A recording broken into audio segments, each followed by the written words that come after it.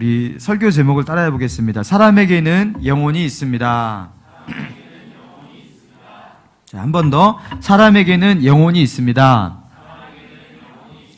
네, 사람에게는 영혼이 있습니다. 라는 제목으로 같이 은혜를 나누기 원합니다. 우리 계속해서 이제 복음을 설교하는데요. 여러분, 우리에게 있어서 가장 은혜가 되는 설교가 예수 그리스도의 복음을 말하는 설교인 줄로 믿습니다. 여러분, 뭐 최고로 은혜되는 설교가 저는 아직도 그래요. 복음을 말할 때 제가 은혜를 받고 그것이 은혜가 됩니다. 그래서 이거는 불신자나 초신자에게 필요한 게 아니라 바로 지금 우리에게 필요한 말씀인 줄 알고 그렇게 말씀을 듣는 시간이 되었으면 좋겠습니다. 여러분, 원더걸즈라는 그 아이돌 그룹을 잘 아시죠? 예, 요새는 활동이 뜸한데요. 이 원더걸즈의 멤버 중에서 옛 멤버 중에 선예라는 분이 선예라는 친구가 있었습니다. 이 선예라는 친구가 상당히 매력적이고 또 이렇게 인기가 있는 원더걸즈의 멤버였는데 어느 날 그 원더걸즈가 인기의 정점을 찍고 있고 그리고 활동도 아주 가장 왕성하게 하고 있었을 그쯤에 돌연 IT로 선교 여행을 떠나요. 그리고 그 선교 여행을 IT로 갔다 온 뒤로 이 원더걸즈의 활동을 얼마 후에 접어버립니다. 그리고 선교사와 결혼을 하고요. IT의 선교사로 다시 떠납니다. 그래서 이것이 굉장히 큰 이슈가 되었어요. 어떻게 이렇게 정점을 찍고서 이렇게 내려왔을 때 이런 일이 벌어지면 모르겠지만, 그죠? 가장 큰 인기를 구가하고 있는 그 시점에 돌연, 그죠? 가수의 자리에서 물러나고, 그리고 선교사가 된다라는 거. 여러분, 이게 참 의아스러웠습니다. 너무 급작스러운 변화였어요. 그런데 제가 얼마 전에 이 선이라는 친구의 간증을 듣고서 알게 되었습니다. 여러분, 이 선이라는 친구가 아주 어렸을 때부터 꿈이 무엇이었냐면 가수였다고 합니다. 노래하고 춤추는 것을 워낙 좋아하고 또 잘했어요. 그래갖고 그것이 꿈이었고, 그래서 그 당시에 최초로 오디션 프로그램이 이제 TV에 등장하기 시작했는데 그 오디션 프로그램에 지원을 해갖고요. 탑 10 안에 들었어요. 그래서 그게 박진영이라는 아시잖아요? 그 박진영 기획사에 눈이 들어가고 연습생이 된 거예요. 그러면서 가수로서의 꿈을 키워갑니다. 그러면서 늘 상상했다고 해요. 자기의 인생의 꿈이 가수였기 때문에 내가 가수가 된다면 얼마나 기쁠까? 내가 가수가 된다면 그게 얼마나 나에게 큰 행복일까? 하면서 그 어려운 연습생 생활도 그렇게 견디면서 그렇게 꿈을 키워갔다고 합니다. 그런데 원더걸즈라는 꽤 괜찮은 그 그룹에 들어가서 가수로서 데뷔하게 된 거예요. 그래서 드디어 이제 그 무대에 오르게 되고 그 가수가 되었는데 가수가 딱 되고 나니까 그런 생각이 들더랍니다. 이런 거였어? 나의 꿈이 이루어졌는데도 불구하고 그렇게 기쁘지가 않고 순간 좀 공허하더래. 이런 거였어? 가수가? 그리고서 그때부터 이제 꿈을 또 키워온 게 뭐냐면 그냥 가수가 아니라 가수로서 좀 성공하고 싶다. 그래서 우리나라에서 좀 가수로서 성공한 그런 아이돌 그룹 가운데 내가 그 한 명이 되고 싶다라는 그런 꿈 가운데서 그걸 항상 상상했대요. 그리고 여러분 잘 아시다시피 여러분 원더걸즈가 최고의 인기를 구가했잖아요. 몇 년 전에. 그래서 가수로서 정말 모든 상을 다 휩쓸고 그렇게 했습니다. 그리고 Tell Me Nobody 이런 곡으로 정상에 올랐고 더 이상 오를 자리가 없는 최고의 인기 아이돌 그룹 가운데 하나가 되었습니다. 그런데 그때도요, 똑같은 그 느낌이 들더래요. 기뻤대요. 근데 기뻤는데 그것이 공허함과 함께 밀려오는 기쁨이었대요. 이런 거였어? 이 만족이라는 게 이 정도였나? 이런 정도였대요. 그러면서 이 원더걸즈가 이제 행보를 어떻게 하냐면 한국에서 더 이상 해먹을 게 없으니까 다 해먹었으니까 이제 빌보드에 도전하지 않습니까? 그래서 박진과 함께 미국으로 건너가서 미국 무대에 도전합니다. 그러면서 빌보드에 도전하면서 미국 활동을 하는데 처음에 이제 미국에서는 인지도가 없으니까 조금 시간이 여유가 한국보다 있었다고 합니다. 그러면서 원래 이제 신앙생활을 이렇게 하긴 했었는데요. 교회에 한번 이제 그동안 교회를 잘 안 나갔었는데 나가서 그리고 새벽 기도까지 하기 시작했대요. 그래서 새벽에서 조용히 하나님 앞에서 단 둘만의 시간도 갖게 되면서 그때 이제 여유가 생기니까 처음으로 성경을 진지하게 보기 시작했다고 합니다. 그러면서 그 성경 속에서요, 드디어 자기 인생 가운데 풀리지 않았던 그 문제, 그 문제가요, 거기서 답을 찾게 되고 해결이 되게 되었다라는 거예요. 그 친구의 문제가 뭐였냐면요, 늘 어렸을 때부터 그런 생각을 해왔대요. 인간은 태어나면 어차피 죽는데, 나도 언젠가 죽게 될 것인데, 이 죽음을 피할 수 없는 인생이라면 왜 굳이 살아야 하는가에 대한 대답을 할 수 없더라는 것입니다. 그래서 그게 참 공허했대요. 죽음이라는 것 앞에서 인생이 참 공허하게 보이더랍니다. 아무리 세상에서 뭘 한들, 세상에서 업적을 만들어 놓고 이 세상에서 무엇을 한들 그냥 내가 죽는다면, 그리고 그것을 뭐 내 후손에게 남겨주는 게 의미라고 하면 할 수 있겠지만 참 그게 나에게 의미가 있을까 하면서 참 그게 공허하게 느껴지더랍니다. 그리고 태어나서 죽음의 시간까지 한정된 인생의 시간을 살게 되는데, 도대체 이 한정된 시간 동안 무슨 의미와 목적으로 살아야 되는지 그 물음에 대해서 대답을 할 수 없는, 그것이 자기의 가장 큰 문제였대요. 그런데 이 선이라는 친구가 성경을 읽다가 예수 그리스도를 주목하게 돼요. 그리고 예수 그리스도가 나를 위해서 죽으셨다라는 이 사실에 대해서 그동안 그렇게 많이 들어왔고 보았는데도 불구하고 그것이 그렇게 느껴지지 않다가 그때 이 예수님의 죽음이 자기에게 와닿기 시작했다고 합니다. 그러면서 예수님이 나를 위해 죽으셨다는 이 사실이 순간 너무나 감격스럽고, 내가 하나님으로부터 구원받은 하나님의 자녀고 죽음이 끝이 아니고 내 인생은 하나님 앞에서 의미와 목적이 있는 인생이라는 거, 이거를 막 깨닫게 되면서 이 마음 가운데 이제 기쁨이 생기고요, 내가 어떻게 무엇을 위해 살아야 되는지 알게 되더래요. 그래서 IT 단기 선교를 혼자서 소속사한테 양해를 구하고 일주일 동안 떠난 거였대요. 그리고 그 IT에 가서 그 영혼들을 보면서 거기서 비로소 이 땅을 향한 하나님의 마음을 느꼈대요.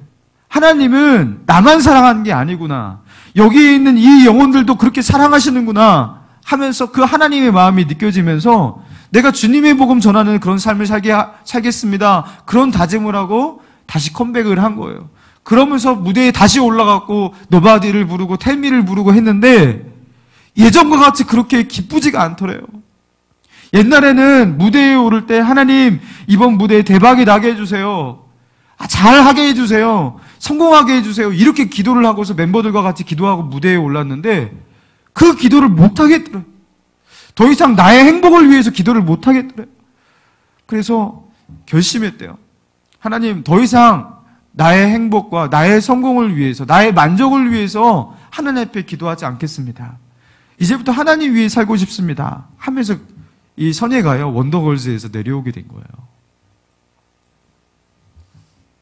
그러면서 이제는요, 예수님 증거하는 삶을 살기로 결단을 하고, 여러분 아시다시피 선교사와 결혼해서 이제 선교지로 떠나지 않습니까?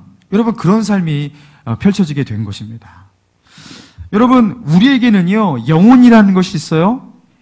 그런데 이 영혼은 세상의 어떤 물질로도, 그리고 세상의 어떤 영예와 인기를 가진다 해도, 세상의 어떤 권력과 쾌락거리를 우리가 누린다 해도 이 영혼이 만족할 수 없다는 것입니다. 우리 영혼의 문제는요, 이 영혼을 만드신 창조주가 다가와 주시지 않으면은 이 영혼의 문제는 절대 해결될 수 없는 것입니다. 어떤 종교와 철학과 수행을 통해서도 해결될 수가 없어요. 여러분, 하나님 외에는 방법이 없다라는 거예요. 여러분, 이거 들어보신지 모르겠는데요, 미국에서 그 오래전에 포드 자동차가 나와서 이제 얼마 있은 후였습니다. 한 사람이 포드 자동차를 이렇게 몰고 가다가 자동차가 그냥 중간에 서버렸어요. 고장이 나버렸습니다.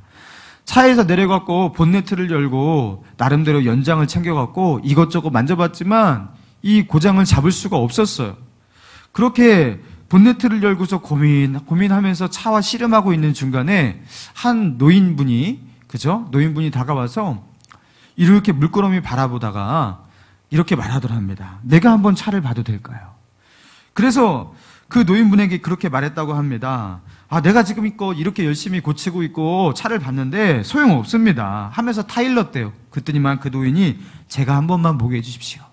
그래서 그 노인분에게 자리를 양보했는데 그 노인분이요, 본네트 속에서 몇 개 연장으로 뚱뚱 두들기는데 그렇게 하니까 그 짧은 시간 안에 바로 시동이 걸고 차가 정상적으로 작동이 되더래요. 그래서 너무 놀라갖고, 그쵸? 너무 놀라갖고 그 노인에게 물었다고 합니다. 당신은 누구입니까? 그러니까 그 노인분이 뭐라고 대답했겠어요? 이 차를 발명한 포드입니다.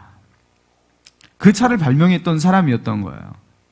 여러분, 포드 자동차의 고장을 가장 잘 아는 사람은 포드 자동차를 만든 사람이겠죠. 여러분, 마찬가지로 우리 영혼의 문제를 가장 잘 아시는 분은, 그리고 우리 영혼의 문제를 정확하게 해결할 수 있는 분은 우리 영혼을 만드신 하나님이라는 거예요. 여러분, 그래서 우리의 문제는요, 근본적으로 인간의 모든 문제는 영혼과 연결되어 있는데, 이 영혼의 문제는 하나님을 만나지 않고는 해결이 될 수가 없다라는 것이죠. 여러분, 오늘 본문 7절의 말씀을 같이 한번 읽어볼까요?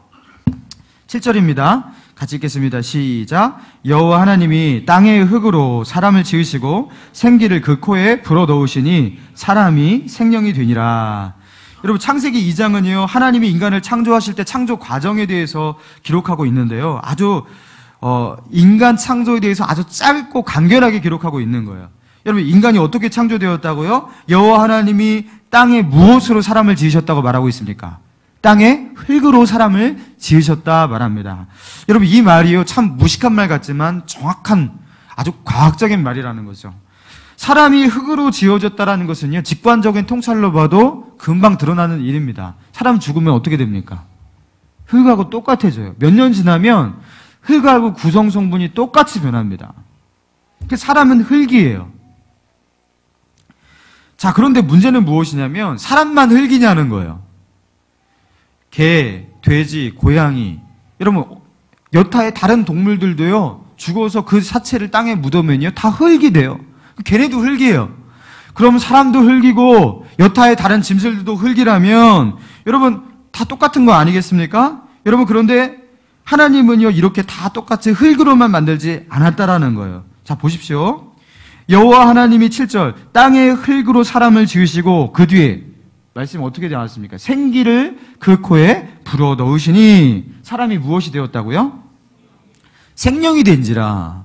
영혼을 가지고 있는 생령, 그 영혼을 가지고 있는 존재가 되었다라는 것입니다. 사람은 하나님께서 영혼을 불어넣으신 그런 존재예요. 여기서 여호와 하나님께서 사람을 흙으로 지으시고 생기를 그 코에 불어넣으셨다 했는데, 이 생기라는 말은 네쉐마라는 말이에요. 네쉐마. 네쉐마는 뜻이 무엇이냐면 호흡이에요. 그러니까 하나님께서 하나님의 그 호흡을 이 네쉐마를 불어넣으신 거예요. 불어넣으셨다. 이 불어넣으셨다라는 이 히브리어 단어는 나파흐예요. 네쉐마 나파흐 이렇게 기록되어 있는 거예요. 원어에는.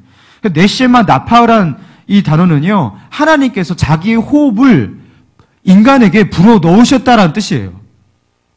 그러니까 하나님이 가지고 있는 하나님의 이 호흡을 인간에게만 불어넣으셨어. 네쉐마 나파흐. 그래서 사람이 무엇이 됐다고요? 생명이 된 거예요. 살아있는 존재가 된 거예요.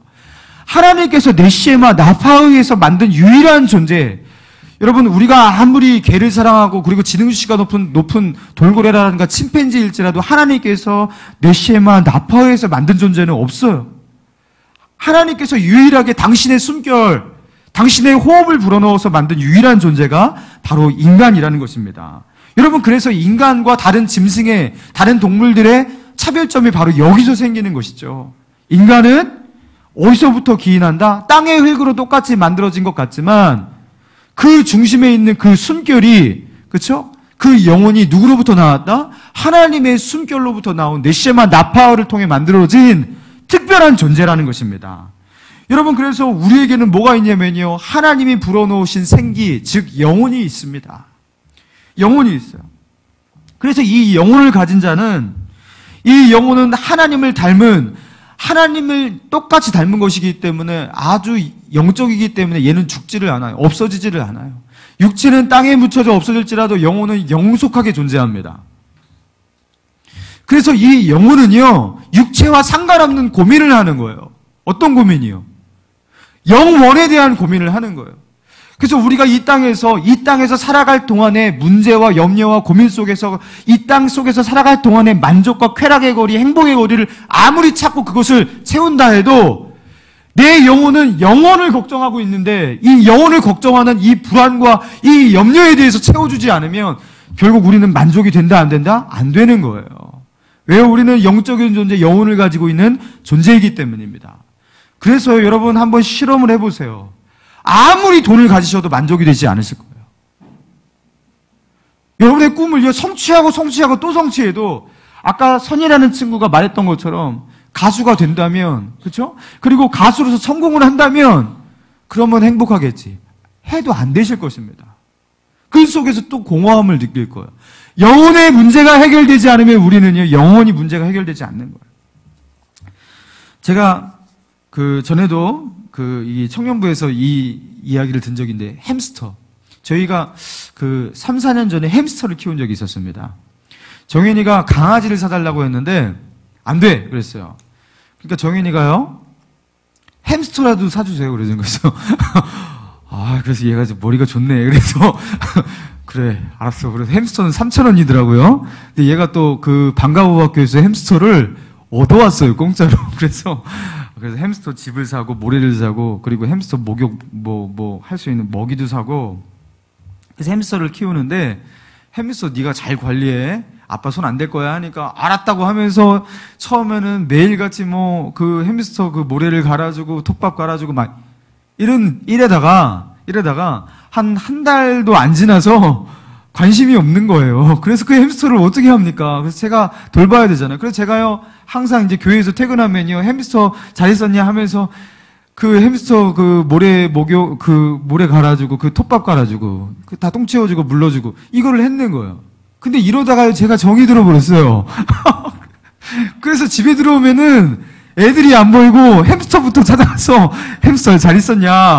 야, 그리고 이 햄스터부터 점검하기 시작하는 거예요. 그러면서 햄스터한테 정이 들기 시작했는데, 어느 날 햄스터를 이렇게 딱 지켜봐요.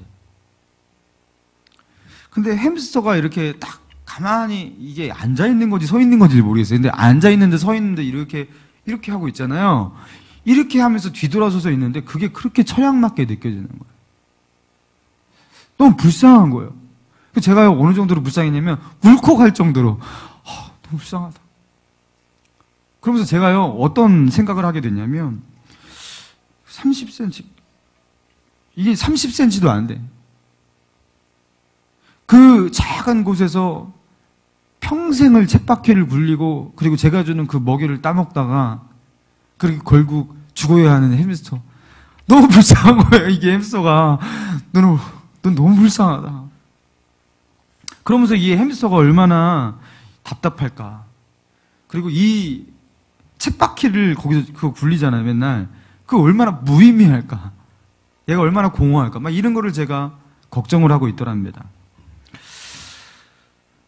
근데 여러분, 정말로 햄스터가 불행을 느끼고 있었을까요? 아니죠. 제가 햄스터를 의인화시켰던 거예요. 제가 햄스터 입장에서 그죠? 인간적인 생각으로 인간의 생각으로 의인화시켜서 감정이입을 해서 그런 게 느껴졌던 거예요. 사실 햄스터는 아무 생각도 없고 아무 고민도 하지 않고 여기 내가 왜 있지? 내가 누구지? 난 뭘 위해 살지? 나는 이거 왜 먹지? 왜 돌리지? 이런 거 아무 고민도 하지 않는 게 햄스터예요. 그냥 햄스터는 행복하게 살았던 것입니다. 그냥 햄스터는 늘 행복한 것입니다. 먹이가 없어지지 않는 한. 근데 제가 햄스터에게 감정을 이입을 하니까요. 그게 그렇게 불행해 보이는 거예요. 왜 그렇습니까? 인간은 이런 걸로 만족이 안 돼요. 먹을 게 충분히 있어도, 놀 게 충분히 있어도 그게 만족이 되지 않아요. 인간은 하나님의 형상으로 지음을 받은 영적 존재이기 때문입니다.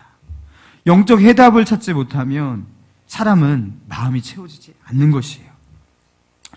여러분, 젊은이들에게 인기를 끌고 있던 불교의 해민 스님, 해민 스님이 유명한 버클리대, 그리고 하버드대를 나온 지성인인데요. 이분이 그런 학교를 나온 뒤로 머리를 깎고 스님이 되어버리잖아요. 근데 스님이 되는 동기, 그 과정에 대해서 이제 책에다가 이렇게 썼더라고요. 제가 그걸 읽어드리겠습니다. 무조건 성공만을 위해서 끝없이 경쟁만 하다가 나중에 죽음을 맞게 된다면 얼마나 허탈할까 하는 깨달음이 있었다. 다른 사람들에 의해 만들어진 성공의 잣대에 올라가 다른 사람들에게 비칠 나의 모습을 염려하면서 그들의 기준점과 기대치를 만족시키기 위해서 왜 그래야 하는지도 모르고 평생을 헐떡거리며 살다가 죽음을 맞이하고 싶지 않았다. 그래서 나는 모든 것을 뒤로 하고 스님이 되었다. 이렇게 쓰고 있어요. 왜 스님이 됐냐면 다른 사람들이 만들어진 그 성공의 잣대, 그거에 비칠 나의 모습, 이런 것들을 바라보면서 평생 무의미하게 살다가 내 인생 끝나고 싶지 않았다. 뭐야? 진정한 의미를 찾고 싶었다. 이 인생 속에서 진짜 뭔가 가치를 찾고 싶었다. 막 그런 거 아니겠습니까? 그래서 스님이 된 거예요. 여러분, 우리가 여기에 앉아있는 이 많은 분들이요, 머리를 깎고 우리가 뭐 스님이 되어서 그 고민을 하지 않고 있을 뿐이지, 우리가 살아가는 자기의 삶의 현장 가운데서 나름 이런 고민이 있다고요. 나는 누구며 여기에 왜 있고 왜 살아야 되고 인생의 목적은 뭐고 의미가 뭐고 생명은 무엇이고 죽음은 무엇이고, 여러분 이거에 대한 답을 찾기를 갈구하고 있다는 것입니다. 그러면서 십수년 또 수십 년간 답을 찾지 못하니까 이제는요 어떤 지경까지 갔냐면 허무주의자가 되어 있는 거예요. 허무주의자. 여러분 심리학자 빅터 프랭클이요 허무주의에 대해서 이렇게 정리했어요. 허무주의는 아무것도 없다고 주장하지 않는다. 그 대신 모든 것이 무의미하다고 말한다. 여러분 허무주의는 다른 것이 아니에요. 별로 의미 없는 거야. 삶이 뭐 있어? 그냥 사는 거지. 여러분 이게 허무주의예요. 왜 사냐고 물으면 웃지요. 이게 허무주의예요. 그 대답도 할 수 없는 그 물음을 왜 하냐는 거예요. 그냥 웃어야지. 그냥 넘기고 말아야지. 그것 가지고 진지하게 고민하다가 뭐 인생 못 사는 거니까. 그래서 세상은 그냥 무의미한 거다. 목숨이 붙어있으니까 죽지 못하니까. 자식 새끼 버리고 떠날 수는 없으니까. 그래서 사는 거지 뭐. 여러분 이게 허무주의입니다. 여러분 그래서 우리는요 하나님을 만나지 못하면요 100% 허무주의자가 될 수밖에 없어요. 왜요? 답이 없으니까요. 여러분 그러나 성경은 우리에게 인생이 무엇인지, 우리가 여기에 왜 있는지, 무엇을 위해서 우리는 살아가고 있는지 여러분 분명하게 말하고 있습니다. 우리 이사야서 43장 7절에 보니까요. 다시 읽겠습니다. 시작. 불려지는 모든 자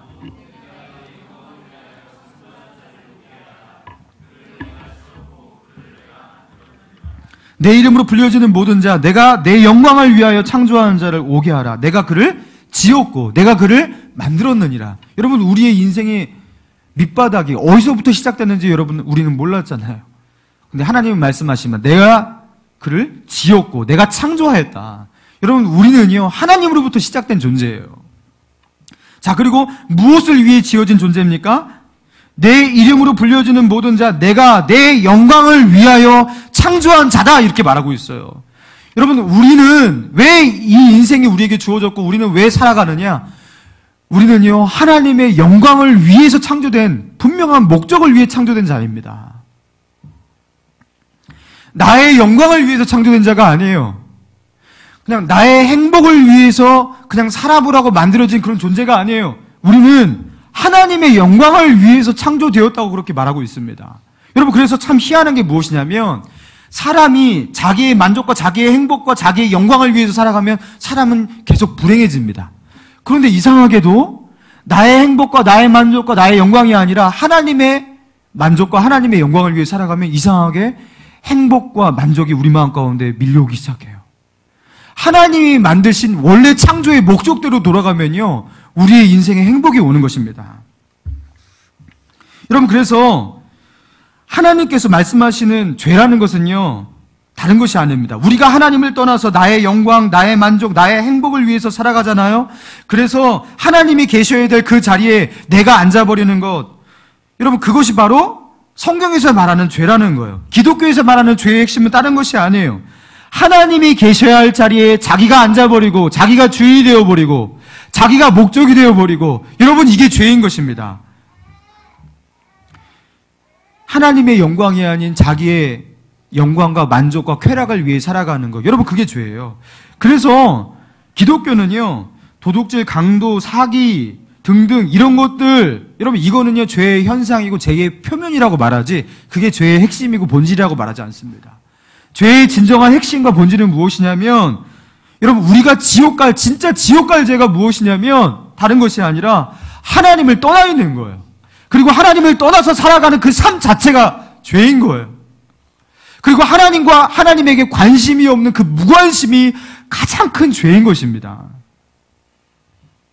그리고 우리가 이 죄를 해결하지 못하고 이 땅 가운데 죽게 되면요, 하나님께서 예비하신 마지막 심판이 무엇이냐면 하나님과 영원히 분리되는, 그죠? 심판받는 그 지옥. 여러분 그것이 우리의 결국이라고 성경은 말하고 있는 것입니다. 여러분 우리가 느끼는 공허함과 불안의 그 근거의 그 밑바닥에는 무엇이냐면 우리 영혼에 직감이 있는 거예요. 어떤 직감이요? 나는 영원한 세계를 준비하지 않았는데, 그리고 그 지옥의 멸망, 그것을 두려워하는 그 불안이 내 영혼 가운데 있는 거예요. 그래서 뭘로 해도 그것이 만족이 되지 않는 것입니다. 사랑하는 여러분, 예수님께서 이 땅에 오신 이유는 바로 이 문제 때문이었습니다. 하나님이 제시하신 이 우리가 가지고 있는 이 문제에 대한 해결책은 바로 예수 그리스도였어요. 내가 아무 죄도 없는 나의 아들을 십자가에 매달아 죽게 하겠다. 너희의 모든 죄를 이 아들에게 지우고 십자가에 처형하겠다. 심판하겠다. 그래서 너희에게 찾아야 될 그 죄를 내 아들에게서 십자가에서 내가 찾겠다. 너희에게 찾아야 될 그 생명과 그 목숨을 내가 내 아들의 목숨으로 내가 찾겠다. 여러분 2000년 전에 이 땅에 오신 예수 그리스도는요, 우리를 대신해서 이 심판을 받기 위해서 오셨던 것입니다. 그리고 하나님께서 우리에게 요구하시는 구원의 조건은 다른 것이 아니에요. 너희가 내 아들이 십자가에서 행한 이 의로운 죽음, 자기의 죄 때문이 아니라 너희의 죄 때문에 대신 죽은 이 의로운 죽음에 대해서 바로 그것이 다른 누구의 죄가 아니라 바로 나의 죄, 우리의 죄, 너희의 죄 때문에 그 십자가에 죽었다라는 것을 인정하고 고백하고, 그리고 그 죄사함을 감사함으로 믿음으로 받는 자, 그 사람에게만 내가 구원을 베풀리라. 여러분 이게 하나님이 제시하신 구원의 조건인 것입니다. 그러면서 주님이 초청하시기는 마태복음 11장 28절 우리 같이 한번 읽겠습니다. 시작. 수고하고 무거운 짐진 자들아 다 내게로 오라. 내가 너희를 쉬게 하리라.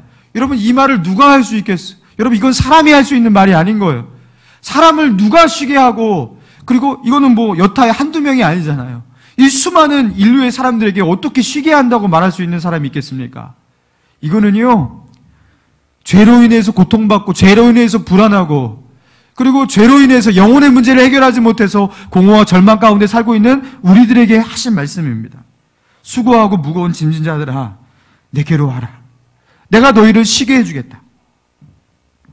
여러분 예수님을 붙잡으시기 바랍니다. 우리 한 구절 더 읽겠습니다. 요한복음 14장 6절입니다. 같이 읽겠습니다. 시작. 예수께서 이르시되 내가 곧 길이요 진리요 생명이니 나로 말미암지 않고는 아버지께로 올 자가 없느니라. 나로 말미암지 않고는 아버지께로 올 자가 없느니라. 하나님을 향해 나아갈 수 있는 많은 길이 있는 게 아니에요. 주님은 말씀하셨어요. 내가 곧 길이요 진리요 생명이니 나로 말미암지 않고는 길이 없다고 하셨습니다. 다른 종교에도 구원의 길이 있지 않을까요? 뭐 착하게 살면 되지 않을까요? 양심에 따라 살면 되지 않을까요? 뭐 하나님께서 좋으신 분이니까 그래도 그 정도 그렇게 하면은 구원해 주시지 않을까요? 여러분 성경에는 전혀 그렇게 말하고 있지 않았어요. 나로 말미암지 않고는 예수 그리스도 외에는 구원의 길이 없다고 하셨어요. 믿음이란 이걸 믿는 거예요. 하나님께서 우리에게 제시하신 유일한 길, 유일한 구원의 길, 예수 그리스도를 붙잡는 것. 여러분 이게 믿음인 것입니다. 그래서요, 다른 조건 없어요. 이거 하나만 있으면 되는 거예요. 주님, 내가 이 선물을 받을 자격이 있는지는 모르겠지만 나에게 예수 그리스도를 주셨다고 하시니까 나를 위해서 예수님이 십자가에 못 박혀 죽으셨다고 하니까 나를 위한 이 놀라운 이 구원의 이 사랑을 내가 감사히 받겠습니다. 감히 내가 이것을 받기를 원합니다. 라고 믿음으로 기도할 수 있는 자라면 하나님께서 그를 구원하시기로 그렇게 약속하신 것입니다. 사랑하는 여러분, 예수님을 영접하고 하나님 안에서 새 삶을 살기를 원하시는 분이 있습니까? 그렇다면 이 시간 우리 같이 하나님 앞에 기도하면서 나를 구원해달라고 기도하는 이 시간이 되었으면 좋겠습니다. 우리 두 눈을 감고